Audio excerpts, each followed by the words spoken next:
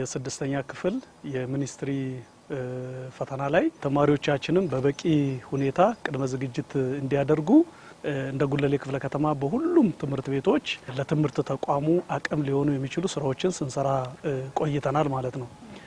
ይህ ማለት የተማሪዎች ውጤት የተሻለ ውጤት እንዲመጣ አስፈላጊ ናቸው ብለን የምናስባቸው ከግብአት ጀምሮ ከመሰረተ ልማት ግንባታ ጀምሮ ለትምህርት ቤቶች ምቹ ሁኔታ የመፍጠር ስራ ተሰርቷል።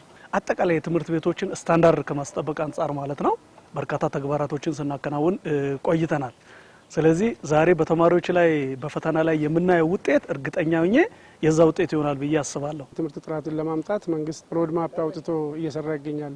ከዚህ በፊት ስድስተኛ ክፍል ሚኒስትሪ አልነበረም። ያንን የትምህርት ጥራትን ከማስጠበቅ አንጻር ልጆች ከስር ከታች የፈተና ምንነትም የትምህርት ጥራትንም አውቆ ማደግ ስላለባቸው ከስድስተኛ ክፍል ጀምሮ ፈተና ይሰጣል ማለት ነው ትምህርት ቢሮ።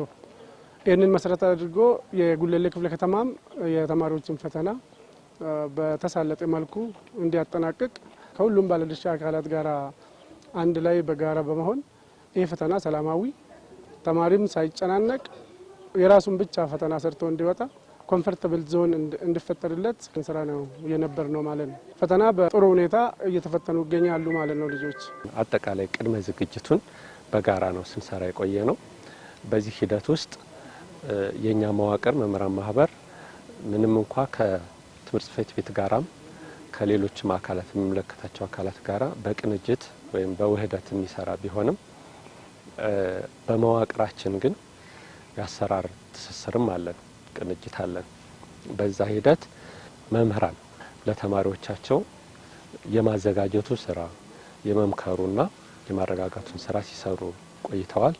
ብቁ ናቸው የምንላቸውን ትምህርት ቤት ላይ ከወታመህ ጋር ትምህርት ቤት ርዕሰ መምህር ጋር እንከታተላለን። ተማሪዎቻችን ልጆቻችን የአመቱ የድካም ፍሬያቸው እነሱም መምህራኖቻችንም የሚያዩበት ሰዓት ስለሆነ በጥንቃቄና በከፍተኛ ክትትል ሰላማዊ ሆኖ ተጀምሮ እንዲያልቅ ድጋፍ እያደረግን ነው ማለት ነው።